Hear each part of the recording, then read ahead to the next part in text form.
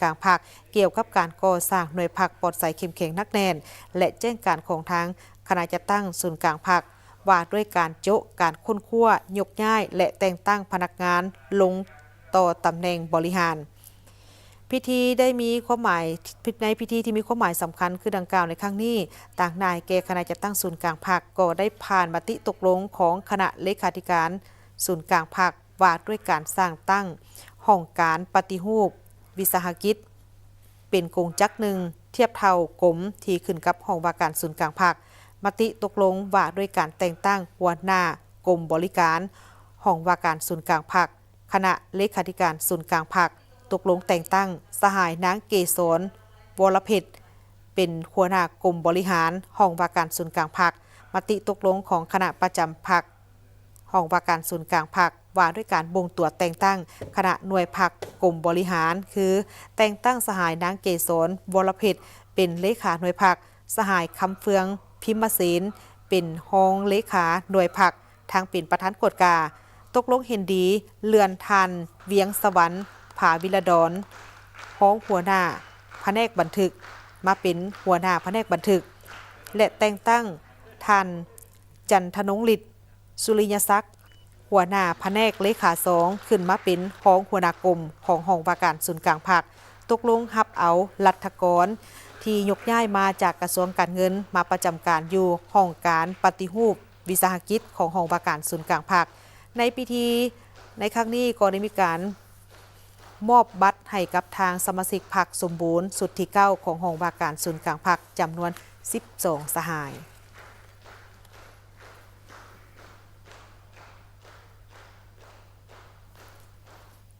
โฮมซุมนุมการเฉลิมฉลองวันปลดปล่อยภาคใต้เวียดนามครบรอบ50 ปี30 เมษายน1975 ถึง 30 เมษายน 2025พิธีดังกล่าวนี้จัดขึ้นในมื้อวันที่ 9 พฤษภาคมนี้อยู่ที่กระทรวงป้องกันประเทศโดยมีสหายพลโททองลอยศิริวงศ์กรรมการศูนย์กลางภาครองรัฐมนตรีกระทรวงป้องกันประเทศพร้อมด้วยนายและพลทหารเข้าร่วมสหายเวียนมิงเติมเอกอัครราชทูตแห่งสาธารณรัฐสังคมนิยมเวียดนามประจำลาวได้กล่าวปราศัยต่อพิธีโดยมีเนื้อในบางตอนที่ว่า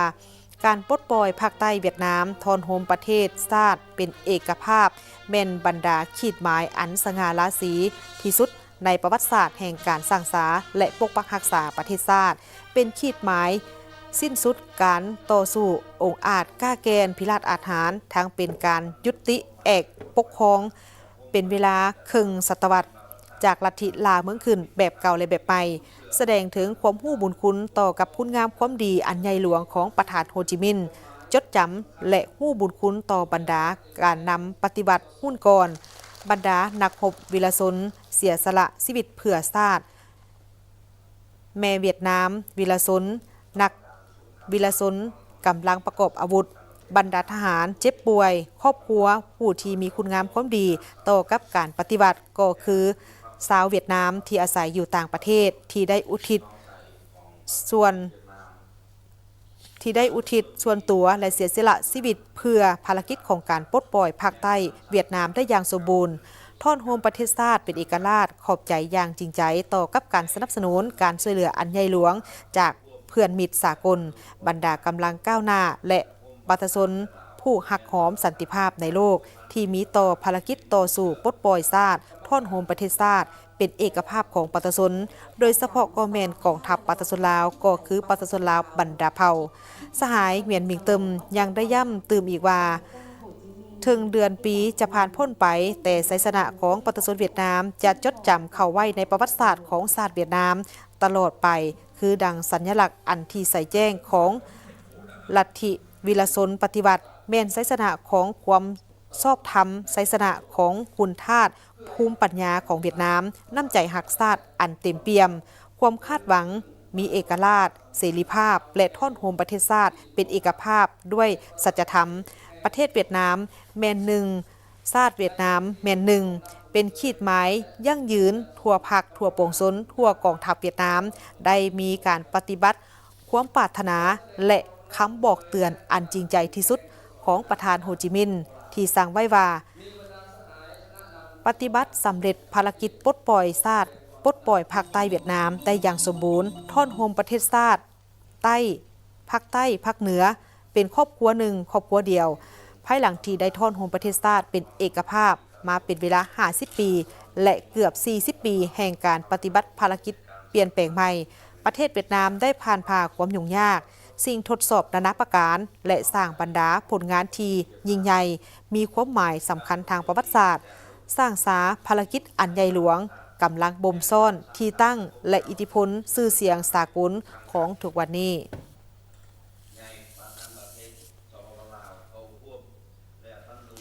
ศูนย์อาซีแปซิฟิกของวิทยุโทรภาพศูนย์กลางจีนหรือ CMG และคณะโฆษณาอุปมของคณะผัก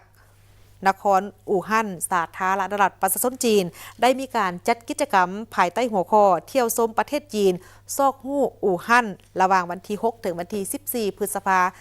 ม 2025 นี้ซึ่งพิธีได้มีการเปิดกิจกรรมอย่างเป็นทางการในมื้อวันที่ 7 พฤษภาคมที่นครอู่ฮั่นติดตามได้จากรายงานท่านผู้ชมที่เคารพศูนย์อาเซียนแอฟริกาของ CMG ได้จัดกิจกรรมภายใต้หัวข้อท่องเที่ยวจีนซอกค้นหาอู่ฮั่นโดยเฉพาะแมนได้มีการนำเสนอเกี่ยวกับเรื่องงานของการท่องเที่ยวและก็หวังว่าบรรดาสื่อมวลชนที่มาจาก5ประเทศนี้จะได้มีการนำเสนอเกี่ยวกับการท่องเที่ยวสถาปัตยกรรมการก่อสร้างระบบนิเวศและความทันสมัยของอู่ฮั่นผ่านพาหนะสื่อมวลชนของตนเองการเปิดกิจกรรมภายใต้หัวข้อเที่ยวชมประเทศจีนซอกฮู้อู่ฮั่นหรือ China Walk Discover อู่ฮั่นโดยการเข้าร่วมและกล่าวเปิดงานของท่านอู่เฉาอานหัวหน้าคณะโฆษณาอุปมคณะผักนครอู่ฮั่นมีท่านอานเฉียวยีหัวหน้าศูนย์อาซีแอฟริกา CMG พร้อมท่านเอกอัครราชทูตเวียดนามเนปาลอินโดนีเซียประจำจีนที่ปรึกษาด้านการศึกษาและวัฒนธรรมลาวประจำจีนที่ปรึกษาแถลงข่าวตุรกีประจำจีนและบรรดาสื่อมวลชนจาก5ประเทศคือสาธารณรัฐประชาธิปไตยประชาชนลาวเวียดนามไทยอินโดนีเซียและตุรกีท่านอันซานุยีหัวหน้าศูนย์อาซีแอฟริกาของวิทยุโทรภาพศูนย์กลางจีน CMG กล่าวว่าปี 2025 กิจกรรมภายใต้หัวข้อเที่ยวชมประเทศจีนซอกฮู้อู่ฮั่นเป็นโครงการโฆษณาสากลโดยการนำพาบรรดาสื่อมวลชนไปซอกหาโดยเริ่มต้นจากนครอู่ฮั่นที่มีความหลากหลายทางด้านวัฒนธรรมการปกปักรักษาระบบนิเวศวิทยาศาสตร์เทคโนโลยีทันสมัยพร้อมทั้งเป็นจุดเชื่อมโยงทางด้านคมนาคมที่สำคัญแต่สมัยโบราณเป็นต้นมาซึ่งส่องแสงให้เห็นถึงความทันสมัยแบบจีนในปัจจุบันเฉพาะปี 2014 ผ่านมาได้จัดกิจกรรมรายงานข่าวที่มีหัวข้อเที่ยวชมประเทศจีนอยู่11แขวงเขตปกครองตนเองและกำแพงนครโดยได้มีการเชิญบรรดาสื่อมวลชนและศิลปินจำนวน100 กว่าท่านที่มาจาก23ประเทศในอาซีแอฟริกาเข้าร่วม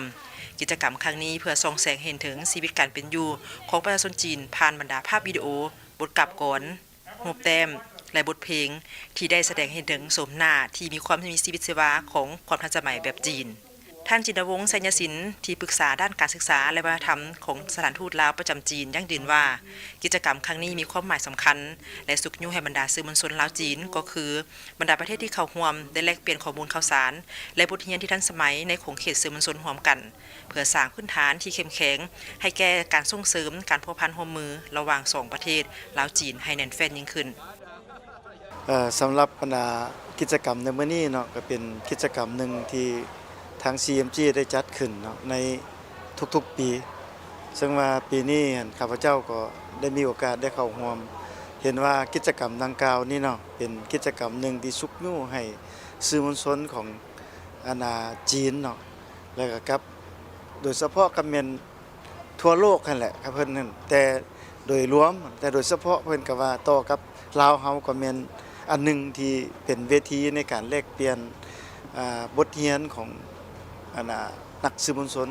ซึ่งในมื้อนี้ข้าพเจ้าได้มีคำเห็นในเวลามีคำเห็นในกองประชุมพิธีเปิดหั่นก็ได้ว่าคือบทเรียนของเพิ่นหั่นประสบผลสำเร็จหลายเนาะทางด้านวิทยาศาสตร์ต่อเกี่ยวกับการเวียกงานสื่อมวลชนหั่นในข้อนึงข้าพเจ้าก็ยังเว้าอีกว่ามันเป็นบทเรียนที่ทันสมัยเนาะแล้วก็เป็นอันนึงที่เป็นสื่อในการออกแสดงถึงการปกปักรักษาวัฒนธรรมของและก็ความว่ามิตรภาพลาวจีนลาวและการแลกเปลี่ยนวัฒนธรรมซึ่งกันและกันก็ได้เว้าอยู่ในหั้นเนาะ และนอกจากนั้นซึ่งว่าจีนเพิ่นมีประสบผลสำเร็จหรือว่าเพิ่นมีบทเรียนหลากหลายซึ่งเฮาการในข้อหนึงเฮาการแลกเปลี่ยนระหว่างสื่อมวลชนกับสื่อมวลชนและก็การเอิ้นว่าไปเยี่ยมยามถ่ายทอดบทเรียนให้กันและกันครับซึ่งในหันปัจจุบันคือปีนี้จีนเพิ่นก็มีประสบผลสำเร็จโตใหม่ที่สุดก็คือ AI หรือว่า DeepSeek คั่นซึ่งว่าตัวนี้มันได้เป็นบทเรียนหนึ่งที่เฮ็ดให้สื่อมวลชนนั่นเฮ็ดเวียกง่ายขึ้น สำหรับกิจกรรมเที่ยวชมประเทศจีนในครั้งนี้บรรดาสื่อมวลชนจาก5ประเทศคือโทรภาพแห่งชาติลาววิทยุกระจายเสียงแห่งชาติลาวโทรภาพแห่งชาติเวียดนามสำนักข่าวสารเวียดนามวิทยุโทรภาพฮานอยของเวียดนามโทรภาพแห่งชาติอินโดนีเซียวิทยุโทรภาพแห่งชาติตุรกีและโทรภาพชนเผ่าไทยจะได้เยี่ยมชมสถานที่ท่องเที่ยวที่สำคัญทางด้านประวัติศาสตร์ธรรมชาติสภาพพัฒนาชนบทกสิกรรมรวมไปถึงการปกปักรักษาระบบนิเวศของนครอู่ฮั่นเติมอีกจะทำชมนี่เป็นเพียงการเปิดงานเท่านั้นการท่องเที่ยวอยู่อู่ฮั่นยังจะมีการเคลื่อนไหวต่างๆเติมอีกของบรรดาสื่อมวลชนจาก5ประเทศแล้วพวกเขาจะมีการนำเสนอมาตรฐานนะครับสำหรับการในแต่ละระยะของสมุดไทยภาพจากสมรวงสดรายงานจากนครอู่ฮั่น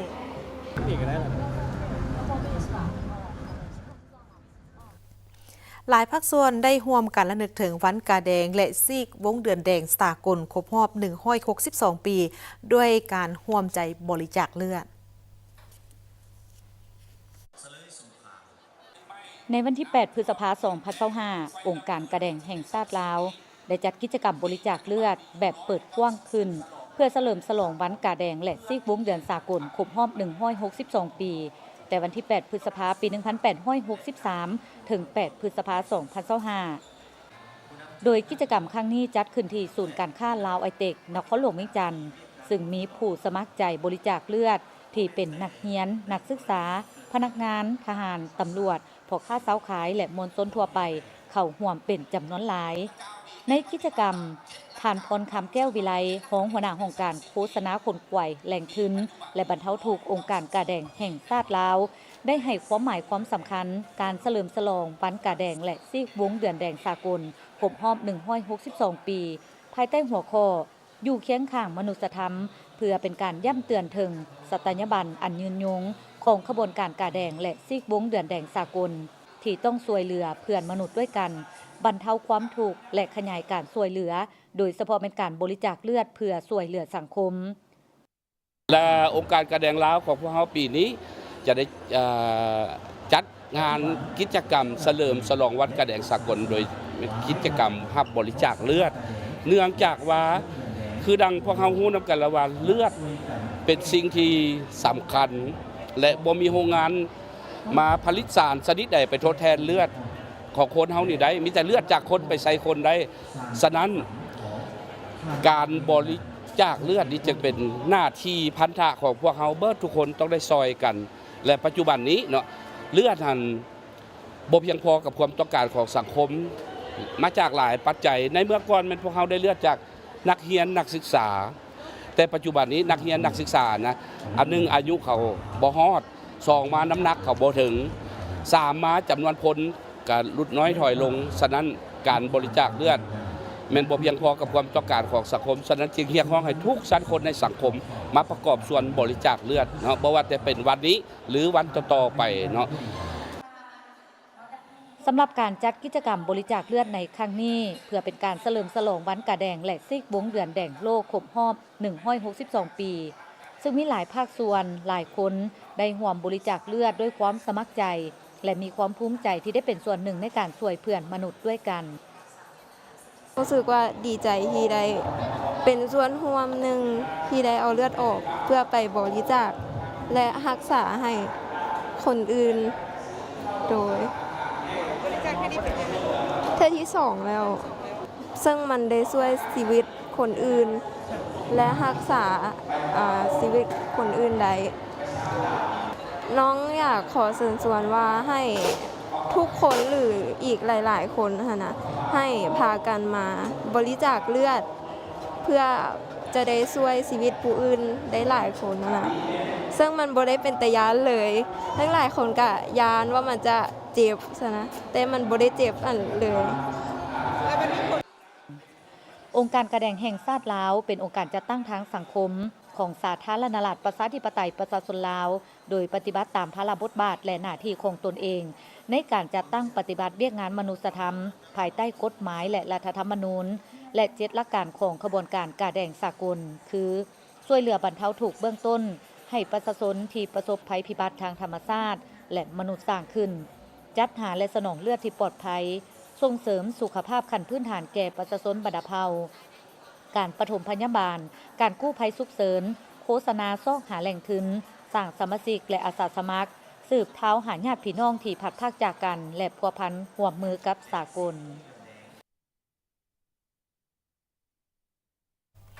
ภาควิชาภาษาวัฒนธรรมลาวคณะอักษรศาสตร์มหาวิทยาลัยแห่งชาติได้จัดกิจกรรมในการถามตอบปัญหาวิทยาศาสตร์เพื่อเป็นการส่งเสริมความรู้ความสามารถให้กับบรรดานักศึกษา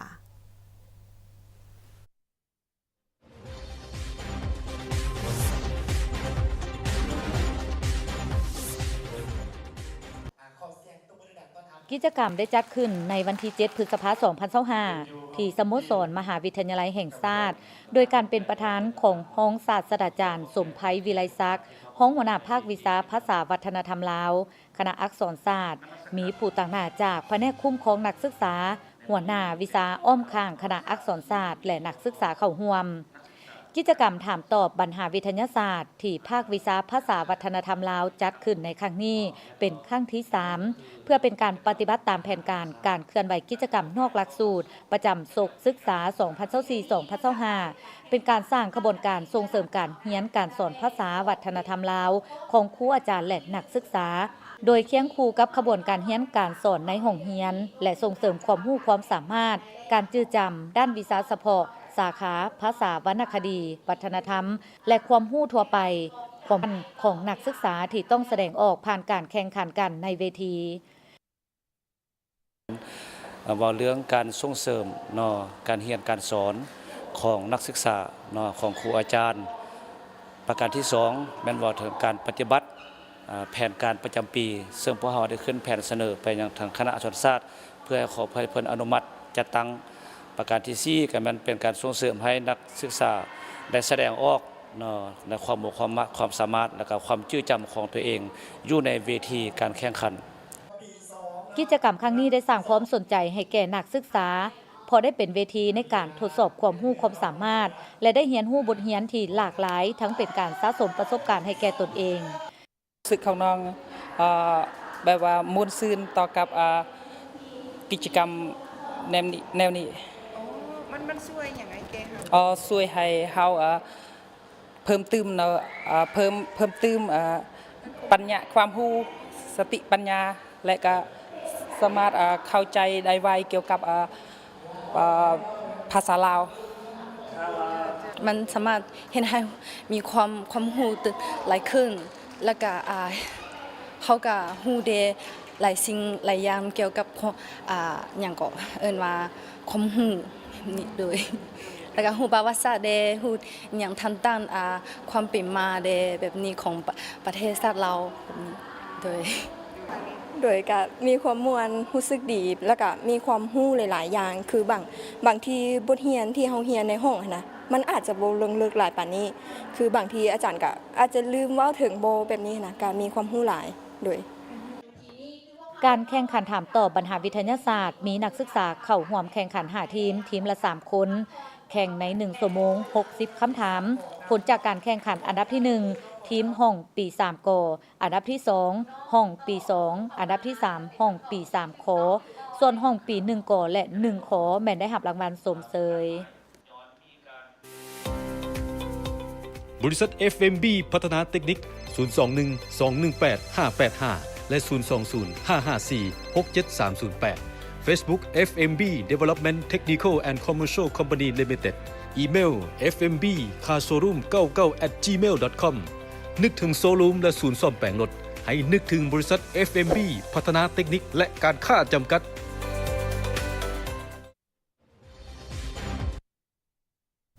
ท่านผู้ชมที่เคารพจากนี้ไปจะให้